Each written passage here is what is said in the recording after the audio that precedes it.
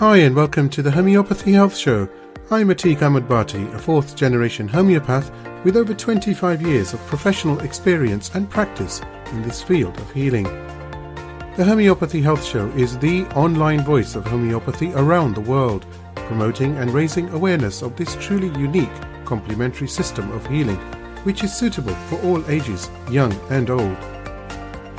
Every week I invite guests from the world of homeopathy to come and share their experiences, their work, offer insights and essentially talk all things homeopathy. Why not visit www.liketreatslike.co.uk and click on the radio and podcast button to listen to the latest episodes. So let's begin today's show here on UK Health Radio, the world's #1 talk health radio.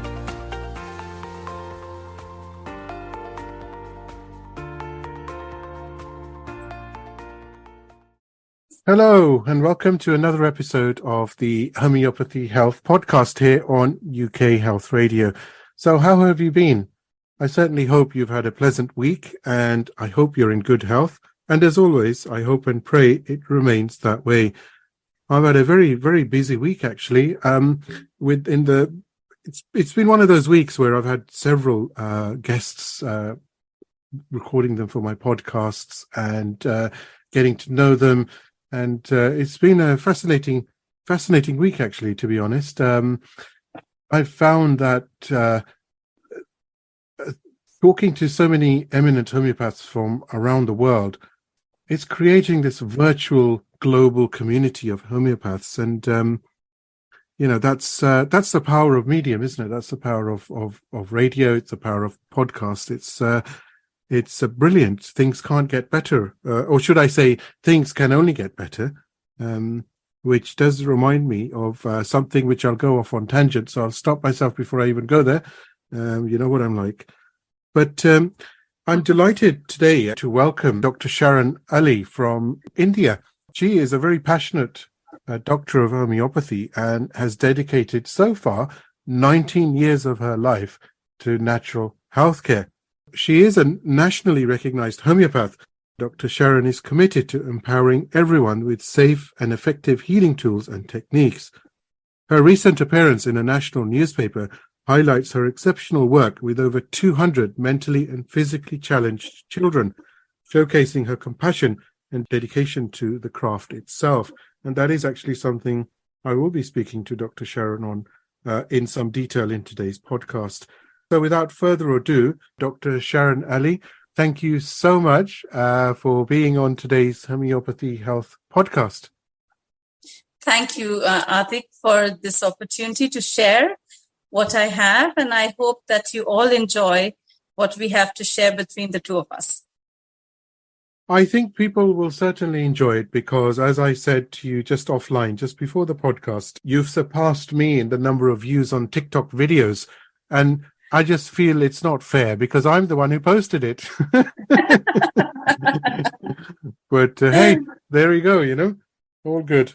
So do tell me about yourself, your journey to homeopathy. It's always fascinating to hear different accounts of how, successful doctors of homeopathy actually came across this science and this field of healing itself. Yes, so I was very sure after I finished my 12th standard, which is like a pre-grad, I was very sure that I wanted to take up homeopathy as my career. I was inspired by a few doctors back then who were in my village. So I decided to take it up and I went around looking for a good college and I found one. And yes, I started it knowing that I'm going to be a homeopath. So the first BHMS course that I did, which is of 5.5 years, was done in a small place called Nasik. Over there, I used to spend a lot of time in the library and I used to read a lot of these very small, tiny pamphlets, which for some reason, I don't see these books out very easily nowadays, but they were very nice, small written pamphlets by the old authors of homeopathy. That was my first introduction to homeopathy and my interest in homeopathy. after that, I worked under different doctors and different schools of doctors for around maybe around 4 years or so. I did not have my own practice. I went and I worked with different doctors, and I was learning what we know now as the constitutional way of treating. So, you go and you see, you take the history of a patient, and you try to find out the emotional state and the mental state and how the patient grew up as a child and then as adult, and then what they like in eating, what they don't. So that's the way I used to first prescribe for my first, say, around 12 years of practice. And yes, I was good at it, and I yielded a lot of good results during that time. But during that time, I kept on exploring. Like, you have this learning curve. You go, you learn from someone, and then you tend to get an idea of how to use that particular method. And then you go on and you go to another person who has a different approach in homeopathy. So I kept doing this, and I've gone to many different schools of homeopathy. And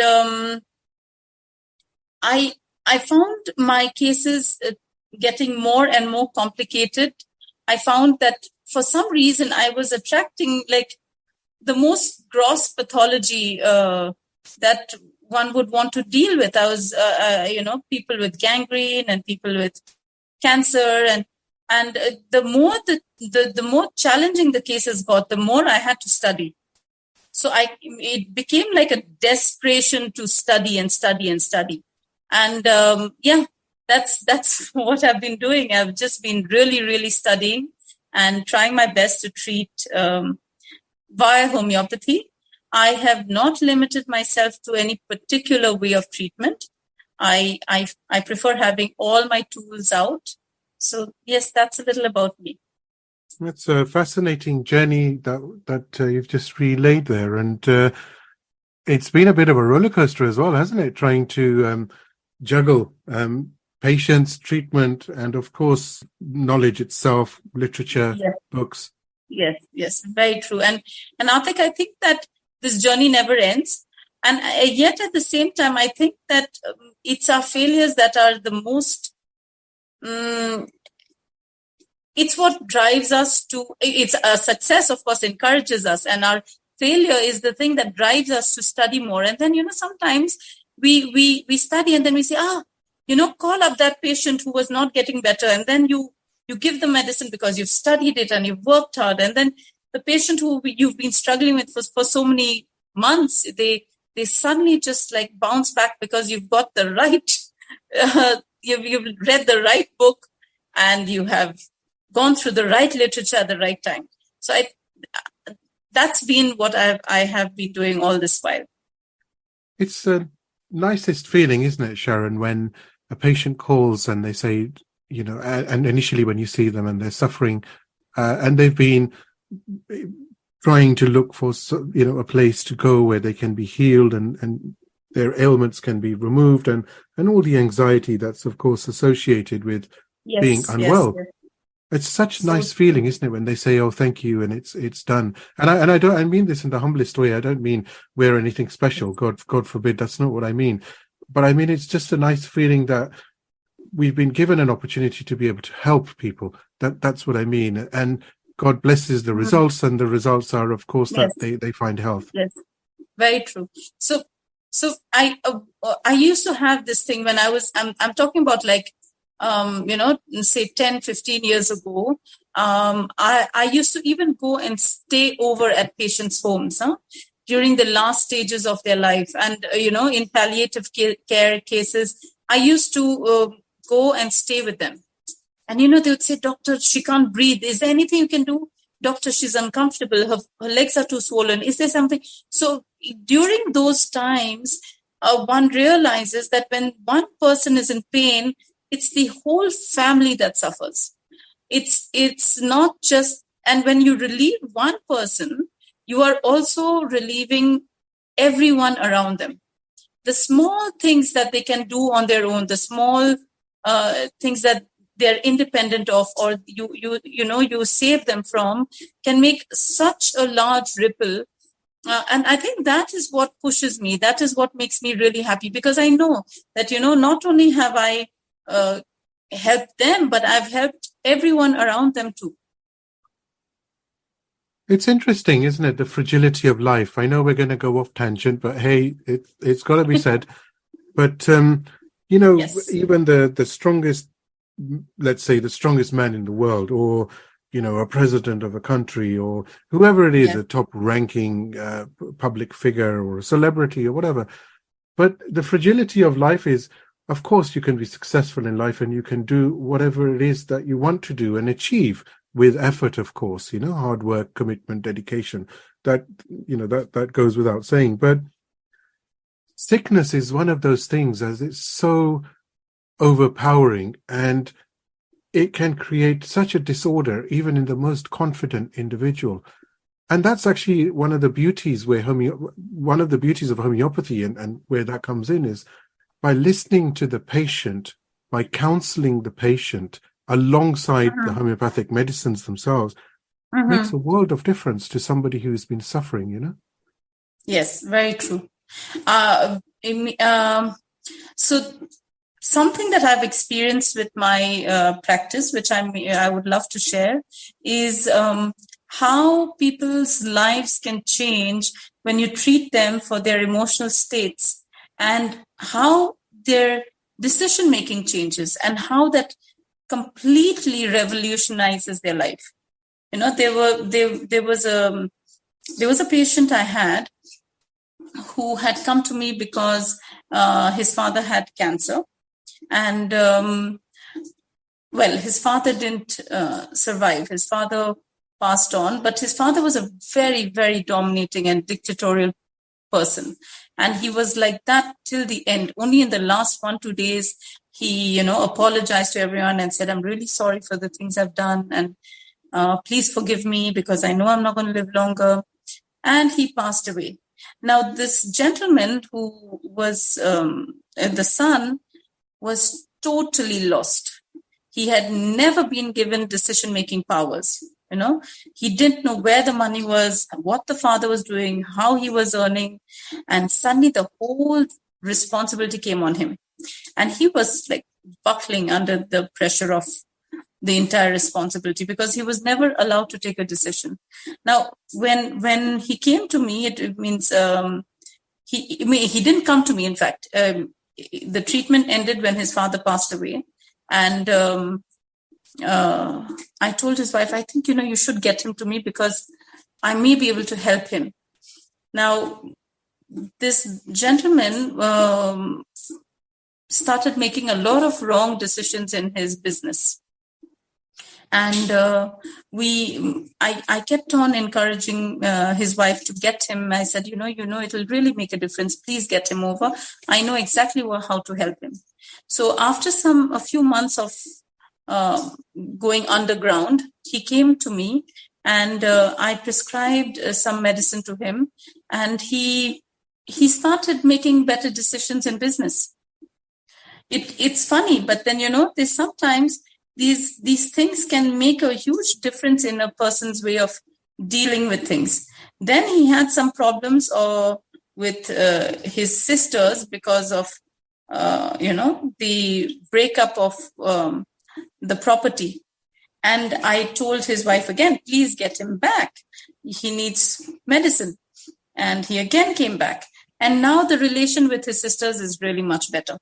So sometimes I feel that, more also along with counseling, when you know that certain things where the emotion overrides a person, and you can treat that and balance them out to make right decisions, things clear up, and they are happier in their lives in so many ways. Mental health conditions and emotional imbalance or emotional instability is rampant. Sadly, there's two schools of thoughts here. One is that it was very taboo, and now people are very openly being able to speak about it. So it's always been there. But the other side is that actually it's an emerging condition, I'd say it's 50-50. You know, it's 50% of, yes, it's been there, and those who had suffered quietly. And now, because it's openly discussed on social media and everywhere, you know, in the news and through even podcasts, you know, through radio mediums, people are now able to accept it and be able to seek help for it.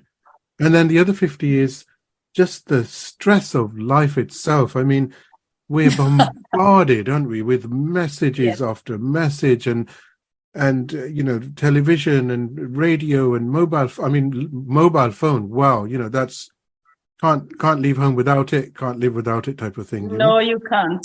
But it's not good. And I say, of course, you know, I've said this so many times, but there's so much positive. But because of the sheer speed of light that we're all traveling at, you know, as far as our week goes, it's not good for the body, because there's no time actually to rest. Even sleep is done in a... I've had many patients who said, oh, we need to get sleep, but we've got so much to do. And even that's an anxiety that, oh, I have to sleep. Yes. I look at it in another way. Atiq, I feel that sometimes you know, in today's world, we are getting much more than we did. Okay. And I think all of us have moved ahead and progressed in life in whatever way. There's certain things where everyone has progressed. And there is one of the things I usually suggest to my patients when they come to me with depression is that I tell them, please do something which will instill gratitude in you.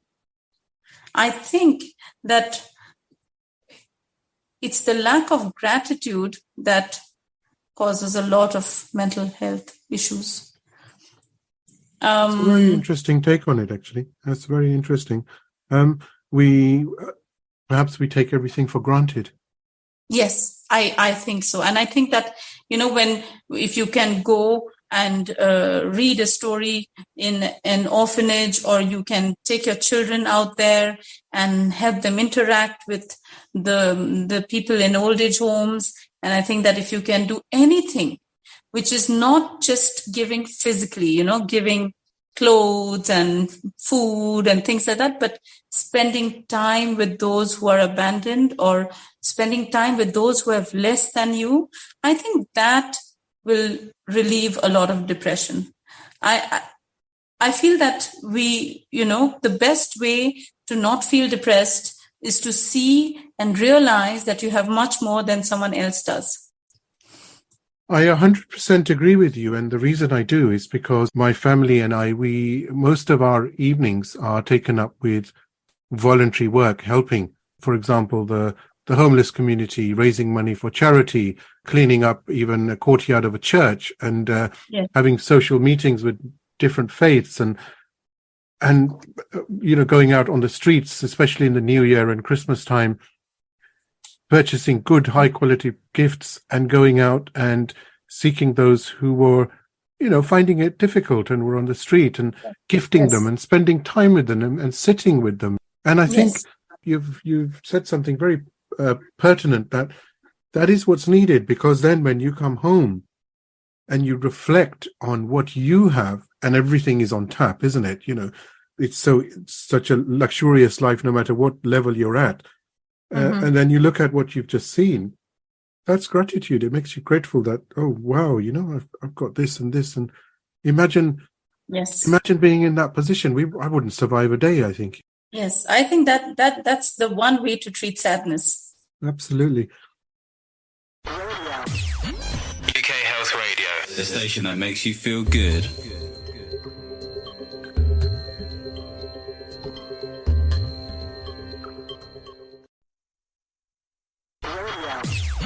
UK Health Radio, the station that makes you feel good.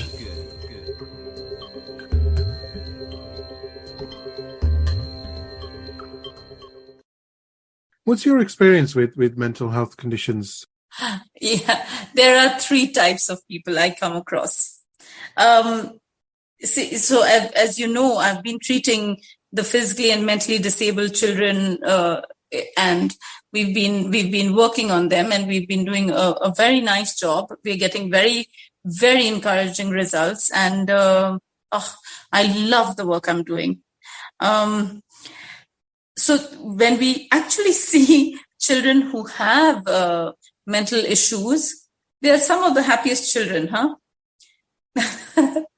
No, they're not sad. I think the rest of the world around them is, but then I think they're happy. They're the sweetest of people. And there is a lot of scope for homeopathy for what we consider actual mentally disabled children. As far as, and I also see the other kind who have lived in luxury, and I think they're just bored. So there's another kind who I think create their own problems, and they don't actually have problems, so they create it. And there are another set of people who have issues which need homeopathic support, and then they bounce back and they come back to normal. Now, for the ones that are really, really, psychiatric cases like schizophrenia or manic depressive or OCDs, I have seen a 50-50 result. Now, this is the truth, Atiq. I like being truthful about what I do. So statistically, I've seen 50% of them improve completely and just bounce back, and they don't need any medicine, and then they can live a normal life, and they don't start hearing voices, or they don't go into those fits of rage or manic depression. But there are some who we've not been able to cure.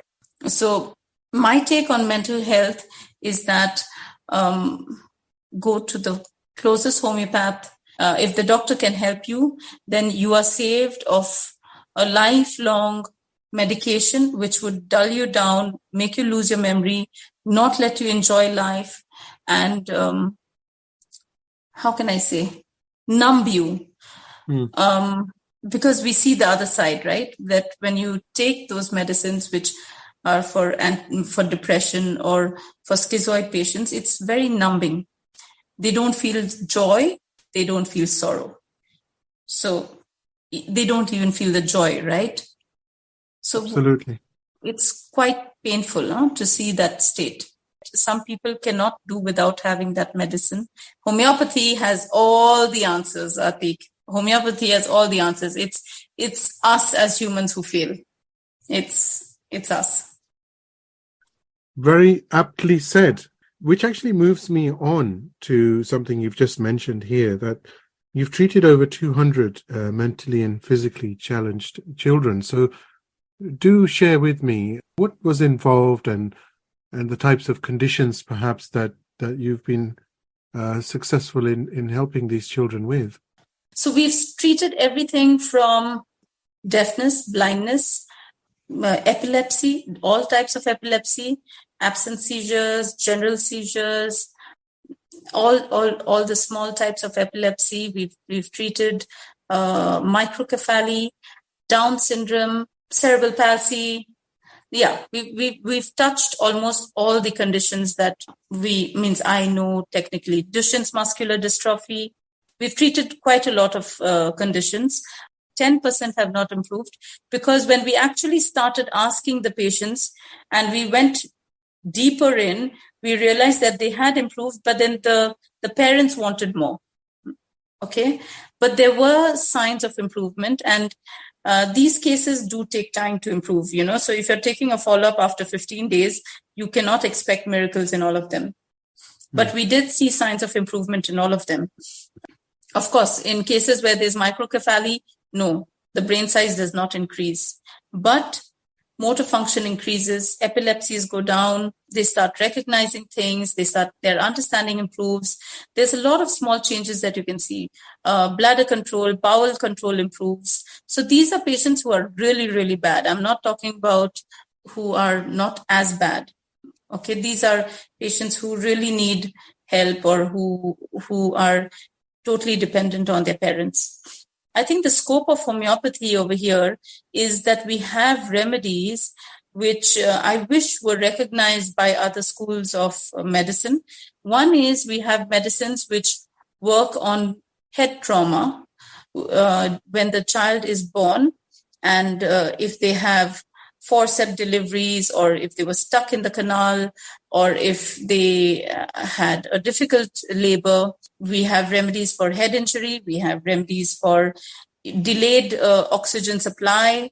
We have remedies for trauma to the mother.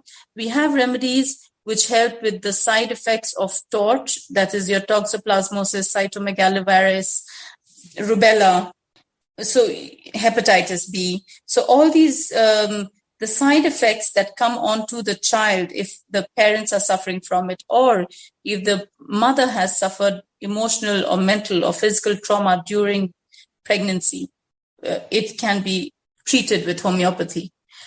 So I think that the scope of homeopathy is there because there are lots of things that other schools know as causes, but homeopathy has remedies for those causes. Now, in other schools, you know the cause, but you're going to treat only what you see. In homeopathy, we know the cause, then we know what to treat it with. So do you find that, are you becoming well known as far as an expertise in this specific field, or have you focused more of your time and energy on such cases, challenging cases? So Atiq, this was an opportunity we got to work with Dr. Sunirmal Sarkar. He is a very well-read and a very successful homeopath in Calcutta. And as you mentioned, Dr. Gaurang also has been his student, and so have I. And here we have, under the guidance of Dr. Sunirmal Sarkar, worked and seen these patients. Now, this was an opportunity to help them.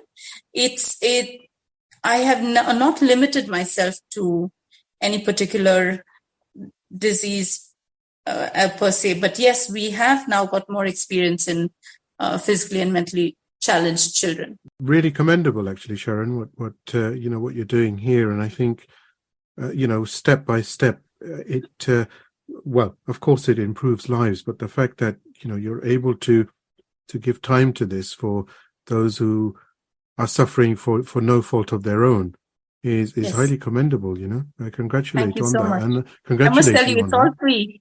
It's all free, huh? This is amazing. A completely free, there's no money taken from the patients. The entire project has been done as a service to humankind. Yes. That makes it even more commendable. I wish you great success actually with that. May you go on to help hundreds of thousands of children and adults who perhaps are suffering from, very challenging yes. diseases and disabilities. Thank you so very much. We are hoping to continue doing workshops while we are treating. So these are like physical workshops where the patients do come, and while they are being treated, we discuss their particular problem and we discuss our understanding of the remedy and we treat it. And the students get to see the follow-ups too. So they see the improvement in the patients, which gives them more confidence in homeopathy, one. And hopefully, we have only been able to treat 200, which is nothing. It's like a drop in the ocean of these kind of cases. So if we can create more doctors who can treat more patients and, make this one drop into an ocean where all the homeopaths are capable of treating such cases, it would be really nice. So what are you currently involved with as far as cases are concerned, or is it just a mixed bag every day? Mixed bag every day. Atiq, I see a lot of hormonal disturbances. So I see a lot of PCOD, thyroid. There's something called men's disease where you have multiple endocrino cancers. So for some reason, I get a lot of these cancer cases. I get kidney failure, parathyroid issues, renal conditions, and I do get the regular cold and coughs also. I get some cases of epilepsy. In fact, I've made a list of the cases I've treated. I think I've treated around 500 different types of diseases till now, or more. Wow, that's not bad going, eh? Not bad yeah. going at all. I've put my hands everywhere, Atiq. I feel we should as homeopaths, because when we study materia medica is not just for one type of disease. And usually there are multiple organs affected in every person. So, it doesn't make sense if you treat one without the other. It's one body. Mm.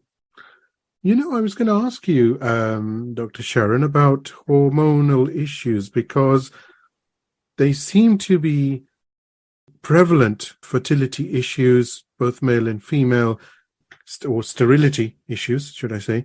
What's your take on that? What's your is there a causative agent, a causative factor here, or is this just lifestyle and chemicals, pesticides, insecticides, Okay, for this I'm going to be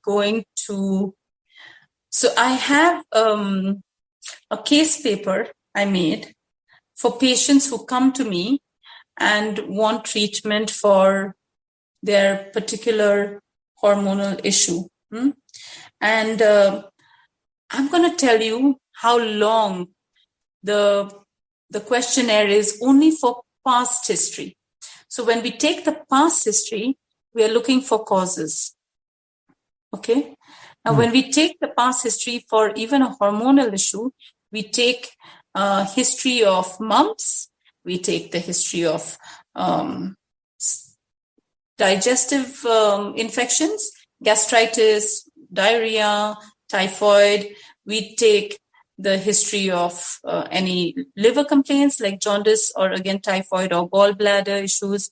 We even take injury to the abdomen. So if they've had accidents or things like that, or injury to the head. I just recently treated a child who had been thrown up by his father and he hit the ceiling. And after that, he got diabetes. So because, and that is because of injury to the pituitary. So there are multiple causes. It's not one. The medicine for hair growth, like minoxidil, you have, sexually transmitted diseases which cause issues. There's tuberculosis, there's COVID, there is oral contraceptives which cause problems. You have malnutrition, these weight loss and weight gain programs, these crash diets which cause a lot of hormonal issues. There's so many things. It's not just pesticides. No, it's not. It is indeed it's an amalgamation, isn't it, of different things and factors, which is, I suppose, part of, has become sadly part of life, isn't it, because of circumstances which we cannot get out of. But nutrition plays a very key role here as well, doesn't it? We're all into eating bad eating habits as such, not enough greens, the age-old thing, not enough greens, rather chew on a chicken leg or a bit of meat. It's really sad. Not just that, I agree with you completely out there, but as I said, so I had, we've been learning about phytohormones, right? About your phytoestrogens and phytoprogesterones, and medicines also made which work like hormones, but then they're made from regular dietary products. So I feel that people should know what they're eating, and if they overdo anything, if they overdo their soya powders when they are going to the gym, or if they overdo anything, it will lead to hormonal issues. Even the chicken that they eat, if they're going on a protein diet. So I agree with you that one is the greens and the other is fresh food. I don't know why it's gone out of the market. People don't eat fresh food. Which is, you're absolutely right. I was actually just thinking of fresh food. That's probably because I haven't had my dinner, but hey, I'm not going to go off on a tangent. I'm going to control myself and let's stay on script, okay? Yes. But that's the beauty of a podcast. You're allowed to go off on tangent. That's the conversation. Now, where are you based specifically? Which area of India are you? In the north, I believe, yes? Well, I am from the northeast. So that's the northeast means more towards China, more towards Bhutan, more towards Nepal. But I stay in the West, just bank opposite. So I stay in the West, which is in Maharashtra, in Pune. Yeah, so that's where I practice. Nice place, a green place, is it, Pune? It's very nice. I think it's getting overcrowded now because it is that nice. It's very nice. Lovely. We have very nice mangoes. Please come over. Delicious. Definitely. For mangoes, we don't get many mangoes in the UK. But, well, they're all imported anyway, so there's none in the UK, of course. Here it's an everyday meal. Not too good for those who are diabetic, though, eh? No, it's not. But if you have mango whole, it's okay for diabetics. If you have it in a juice, it's not good. Because when you have it whole, you're having it with fiber, it's more difficult to digest, and it doesn't give that sugar high. So if you have mango, have it whole. I will have plenty of those as soon as I get my hands on some. UK Health Radio, the station that makes you feel good.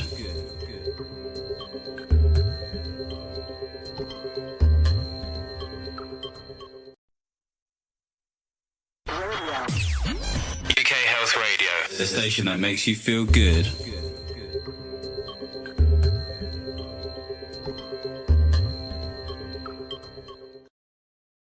Now, I have some questions for you. Some let's say, some downtime questions. Tell me, do you have any favorite remedy or remedies? Your personal favorites as such? My personal favorite. Okay. One of my favorite remedies, this is for this generation, is abrotanum. Okay, interesting choice. It's my favorite remedy. I feel if I don't know anything in a case, I'll give them abrotanum. And why? You have to justify that now. You've opened something up now. I'm going to prod you until you give me some more info.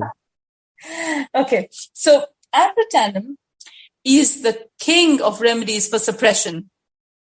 If you've taken any sort of antibiotics for cough, cold, diarrhea, typhoid, pneumonia, and after that you've developed any symptoms, abrotanum clears that. So it works better than other remedies in that sphere, huh? Trust me, I've done that too many times. Now, I'm telling you, I will not say anything unless I've tried and tested it. Otherwise, I don't open my mouth. Okay. And any others alongside that? Torula. Torula is an excellent remedy for almost any kind of allergy. Anything. Rhinitis, eczemas, allergy to food, anything. Torula. You're asking me for specifics and I'm giving you, huh? Interesting. It's for the knowledge and education of the listeners, because it just goes to show you actually that there's so many there's thousands of homeopathic medicines or remedies available to homeopaths from around the world. And that's the beauty, because there is no disease that then cannot be, at least one cannot try to help a patient with. That's the magnitude and the sphere of homeopathy. And it's fascinating because, you've referred to two remedies which are not that common. That's why I was asking you to give more details, because they're not commonly referred to. They're not like arnica, belladonna, sulfur, rustox, they're not. So that's what makes it more interesting, I think. One thing, again, I said, because I'm saying abrotanum and torula, I'm just coming to you from another place. These are remedies which I've used in my clinic, and these are remedies which I can swear by because I have treated so many patients with it. So these are not just because I have read about it. It's something I have experienced. Yes. I've got a name for you. I think I'm going to start calling you the homeopathic Sherlock Holmes. Yes, you may. Yeah. Difficult cases. Yes. Yeah, they're for 100%. That's Sherlock Holmes, Now, the question is, which one? Because there's been many in history, haven't there? Especially on the movies. In the Yes, movies, rather, you know. I love them. Okay. The British one or the one with Robert Downey Jr.? Here we go off tangent. Nah, not the Robert Downey Jr. one. I like the British ones. Thank you. Yes. Benedict, dear Benedict, the original Sherlock Holmes, yes? Oh, I love the way he talks. I don't mind just sitting and listening to him. Well, one day he may be on this podcast. Oh, You never know. please, I would love to hear him, really. And I think he's got a very high IQ, even if he's not Sherlock Holmes. Yes, I think absolutely. he's very intelligent, yes. Now, next question for you. Your favorite books or book or books. If it's several, then it's 3. You're allowed maximum 3. Like my your goodness. top books, you know? This is not fair. This is not fair. Boric, Okay. Alan's Keynote. The classics. And yes, I can swear by them, and I can see, you know, one thing I must tell you, you're again a little tangential, but let me tell you, the history of homeopathy shows that the doctors, the homeopaths of the golden era were all allopathic doctors who turned towards homeopathy for a gentler way of cure. So Burnett, Boric, Allens, Herring, Boger, they were all people who knew medicine. And why I stress on this is because when we take a clinical case, when you're taking a case and you're seeing them clinically and you're trying to see, okay, this person, his pain is not in the muscle, it's not even in the articular joint, it is in the insertion of the muscle on this area. So when we think of it anatomically, physiologically, and pathologically, and when we're thinking of what happened to this patient for this pathophysiology to get affected, it's that time that these books actually work, because these people knew their stuff, they knew medicine before they did homeopathy. So it's the beauty of how they've been able to get the PQRS, the peculiar symptom of the patient, and write so concise, in such concise manners, and in such a just what is needed for us to study and memorize is what gives me the high. Like, if the patient comes in, now I treat a lot of arthritis cases, and I ask them, is it a shooting pain? Is it throbbing? Does it feel heavy? Does it feel stiff? I know exactly what is going on inside, and that is what these doctors did. They knew exactly what was getting affected. If you read the books of the past, the classics, it's amazing. It's crazy. How did they understand that the kidney was floating, or how that time there was nothing? How do they understand glaucoma? There's so many remedies of glaucoma. Now there's a whole range of tests to do, and you see the field vision, and things like this and that. No, here you just close the eyes and put 3 of your fingers on top of the eye, and you will know that there's pressure in the eye. The eye feels harder. The clinical understanding of a case, and to understand that this patient who's walking in, okay, his gait is like this, and then you ask him, why are you walking like this? And then when he explains it, and when he explains that, when I lift it, it hurts. It's not when I put it down. When I put it down, it feels better. So these small things tell you exactly which part of what is paining and what was the process, or what was the pathophysiology behind it, which made that hurt. And that is written in Boric, Allens, and, understood by Burnett, understood by J.H. Allen, understood by Primer. So that's what I like about these books. It's testament what you've said. As you were saying those names, I was picturing them because we have pictures for most of them. That sheer meticulous effort that was made at that time is such an absolute treasure house for us, because Dr. Samuel Hahnemann himself, of course, started this, and he was extremely meticulous with noting down every single thing. And today, 200 and odd years plus, we now, I think you've said it in a most elegant way, because that's the expression. Actually, it goes back to the original point of where we started, actually, about gratitude we spoke about, because we have to show gratitude to them, because what they have done is amazing, and it's never been done before. And such meticulous, such a meticulous nature. Tell me about this. Tell me how you feel. When do you feel like this? When you're standing, when you're sitting, when you're lying down, when you're eating, when you're sleeping. It's amazing the amount of detail that goes into the proving of homeopathic remedies. Yes, very true. Very, very true.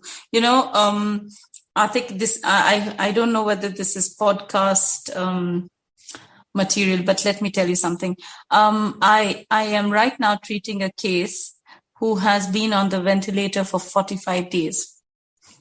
Okay. And the patient's sister is a homeopath. So she's been in touch with me, and we've been coordinating, and she helps me by telling me the symptoms, and then I prescribe, and then she gives it. And we've been able to manage a lot of how can I say, challenging situations which would have otherwise been fatal. Okay.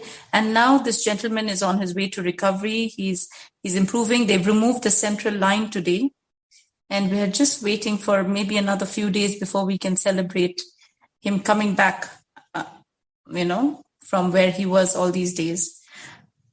The reason I'm mentioning this is because when we understand a case from the medical point of view, and we can play around with the homeopathic remedies, the magic that can be created is just tremendous.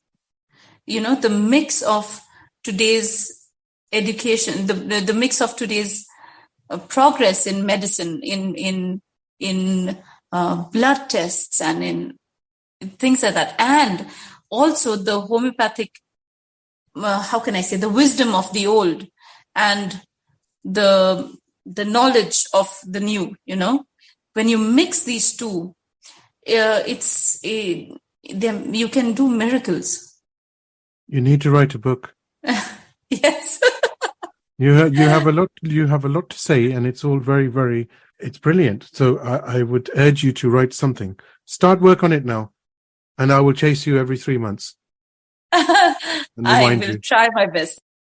I must compliment you, Atiq. You've made me really comfortable. I was a little scared as to what I'm going to talk about and how this podcast will go. But thank you so much for being such a good listener. Oh, thank you. That's very kind of you. That's very humbling. It's been an absolute pleasure to have you on today's Homeopathy Health podcast.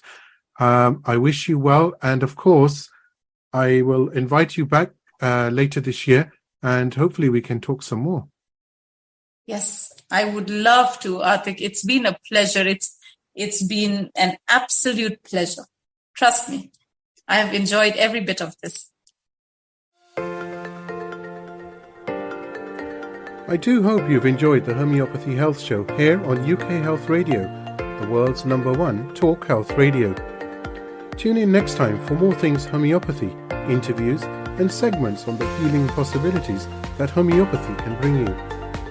And don't forget to visit UK Health Radio online at www.ukhealthradio.com to see the many other amazing shows available to listen live and on demand. Or why not download the app from the iOS